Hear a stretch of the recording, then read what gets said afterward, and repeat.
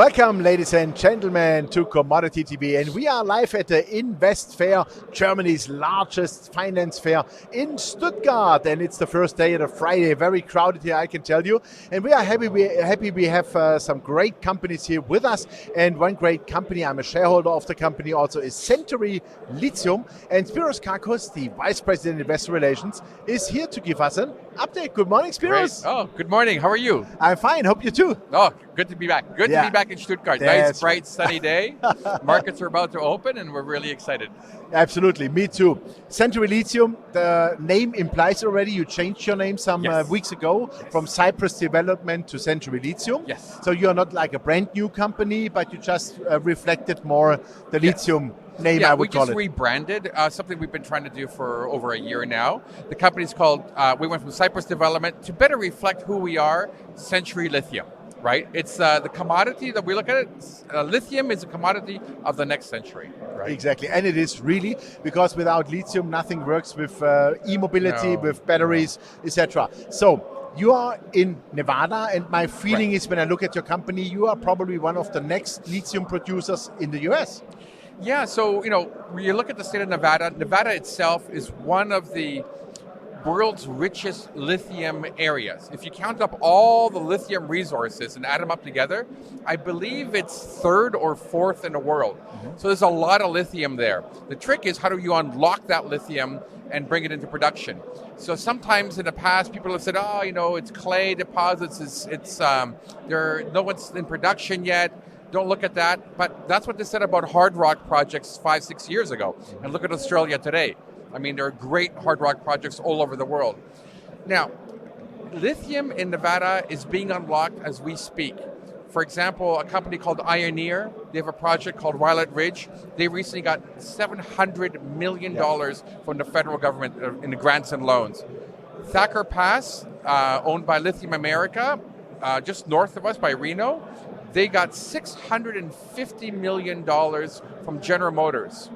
We're the third most advanced clay project in the state of Nevada.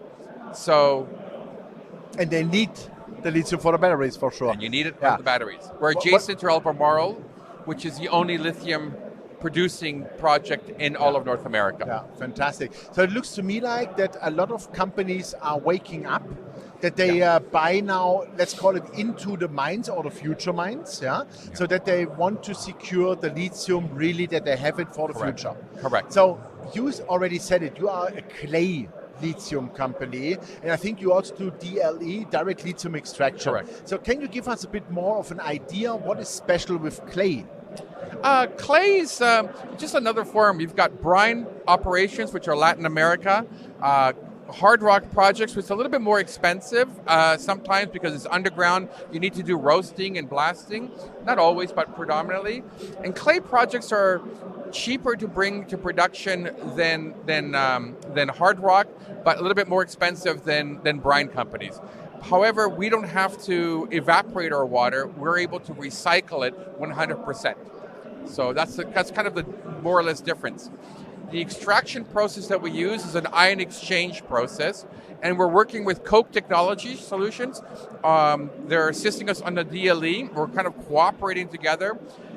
They've made improvements, and we've made some improvements. So we're kind of combined forces now to see how further more economic and maybe get even better results coming out from our DLE. We're recovering already 99.5% of the lithium. Which is a great value, I would call it. It's fantastic. It's absolutely fantastic, right? Super. And you have also a pilot plant, right? We have a pilot plant. It's been operating now for over a year. The plant is operating we're running around a ton of clay. And we've actually produced battery grade, enhanced battery grade in British Columbia and Vancouver. Last September, we announced we produced 99.94%. Wow. We were the first clay company in the world to produce enhanced battery grade. Fantastic. Yeah, it's super. How does it look like environmentally? Do you need a lot of water? Do you have your own water? I mean, we know Argentina with the brines, it could cause sometimes problems when you don't do it right. Correct. Yeah? How does it work with your production method? We have water rights already. We've secured that from the state of Nevada, so we have enough water to produce our project for what we have set. Now, for waters, we have to be clear. We're not taking water from farms or from communities. This is natural brine water you cannot consume. And we use that water, and it's 100% recycled. On top of that, because we're in Nevada, one of the best jurisdictions for mining companies in the world, we're able to take advantage of the solar potential energy that's there. So we're looking at geothermal energy, where we've got some property there for looking for geothermal energy, and also solar. The idea is to reduce our carbon footprint as much as we can, move away from the grid, from using standard electricity, and try to use as much as we can renewable energy. Wow, yeah, that's fantastic. Green mine. Yeah, exactly. Sounds really green, but also economic. Correct. Yeah, it looks like it's great. Give us an idea on your economics. What numbers you have so far? Where do you see approximately some production costs? How much money you think you need? I know it's forward-looking statement for the regulators, but no, just an idea, please. Well, I mean, I can't comment too much on the operation costs and capital costs, because that's going to come out in the next few months. We were 500 million, our OPEX was about 3,000. That's going to go up for sure. Everything has gone up, right? Yeah. Except for beer in Germany. I noticed it's remained the same, more or less. That's an off-topic comment. I'm a wine drinker. Okay. And wine too. But I mean, I've noticed that, the OPEX is going to go up. But we had used 9,500, a very conservative number for our lithium carbonate prices, right? And today, that number could be, you look at Lithium America, they use 24,000. So that's 25,000 would probably be a right price that we would use. But when we used 9,500, our NPV was 1 billion, 1.08 billion, right? So, that's pretty good, right? Fantastic. Pay back in 4 years. And now that contracts are being done between 50 to 60,000, the race is really who's going to go to production the fastest to capture these short-term contracts. That's what you're looking at. Yeah. So when do you think you might be in production? What would be an estimate? Well, here's the plan. The goal is complete the feasibility study by the end of Q2. We're still on schedule right now. Once that's done, we're able to formally apply for federal grants and loans, which could be up to 50% of our CapEx. Whatever the CapEx is going to be, there'll be up to 50% of the CapEx, right? Wow. Which is huge. Second, when the FS comes out, gives you the actual costs, your CapEx, your actual OPEX, that's when potentially a strategic partner might come in, like General Motors and Lithium America, come in for an X amount for an X amount of the product. Like an offtake maybe, or something like that? We're not looking to do offtake agreements yet. Offtake will come after. Yeah. First, you get the strategic partner, taking something like Sabanye did with Ioneer. That was a good deal. Something similar like that. So we'll get a strategic partner will come in, but then after we do the feasibility study, we're looking to do a plan of operation. That's the important document that should be completed by Q3. Right? Whoa. So once that happens, we officially commence our permitting. It started already, but that's kind of your official, you've handed in that document, right? And that's, it's Nevada, so it's 12 to 15, we'll make it 2 years to get fully permitted. Yeah. So between now, 2 years, you got permitting, you can make a construction decision and go to production. So 2025 would be the time where we should be able to have a construction decision. That's fast. Super. Then 2026 maybe production. 26, 27 production, right? So, and I know some people are going to say, well, takes so long, but this is how long it takes. It will take companies that are starting off right now. They need to do a preliminary economic assessment, a pre-feasibility, a feasibility. Easily 8 years. It goes on. And if you're in different parts of the North America, permitting could be 5 years, if not longer. So we're lucky to be working in the state of Nevada, where there's already an operating mine, right? And we're adjacent to them, and access to solar, and we're seeing big money being invested in Nevada's lithium. Absolutely. And that's going to grow. It's fantastic. Yeah, it's great times right now. The markets might be off, but we're still moving ahead. And a strong treasury too, 31.4 million. Just wanted to ask that. Yeah, so you're not pressurizable. Not pressurized. There's no rollbacks or Yeah. we need to raise money. No. Moving full steam ahead, right? Super. That's fantastic. How much lithium do you think you can produce with the mining or the plant mining setup? Are we talking about 10,000 tons, 20,000 tons? Yeah, we'll be operating, the goal would be to be operating at 15,000 tons per day, producing 27.4, so roughly 30,000 tons per annum. Wow, right? That's a nice thing. Yeah, we could go bigger, but if we went bigger, this is a 40-year mine life, so we can go bigger, but if we did that, we'd need more water.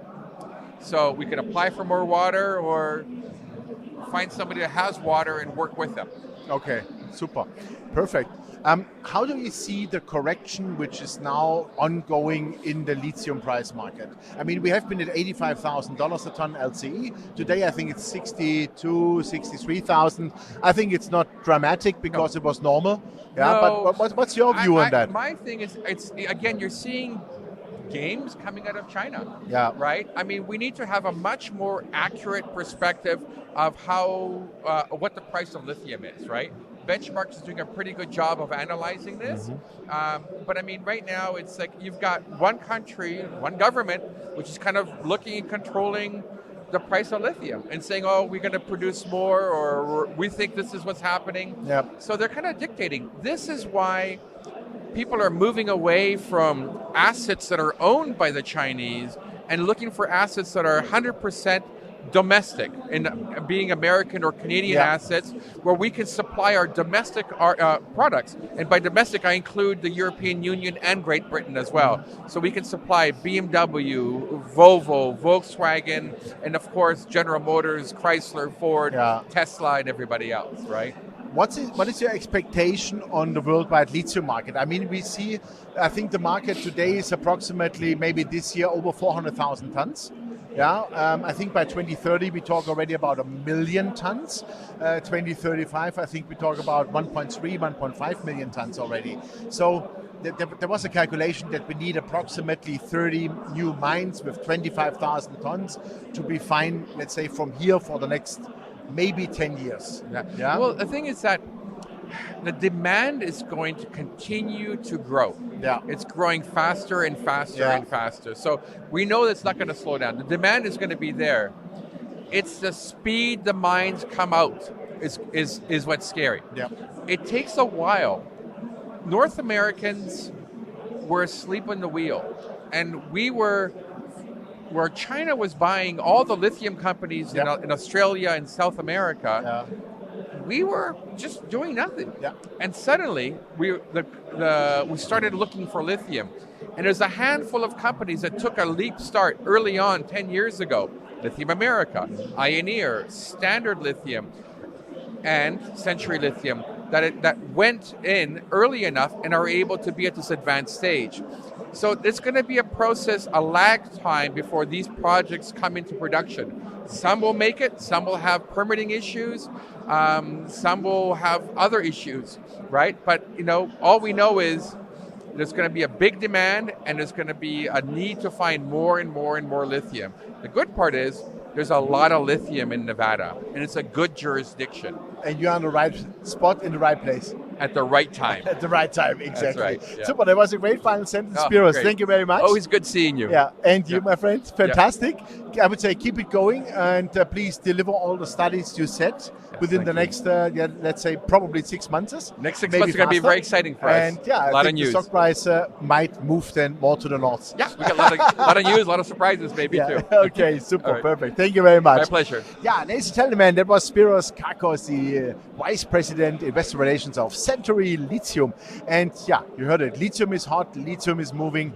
Despite a little correction in the prices, and as Spiros alluded to, China is playing some funny games, that's for sure. But also I think it's quite good because the lithium price went way too far, a nice correction that always helps in the market to cool down. But the demand is there. But the supply takes a lot of time to bring new mines in production. And you even heard it, Century Lithium is very fast. They have over 30 million in the bank. That's also important.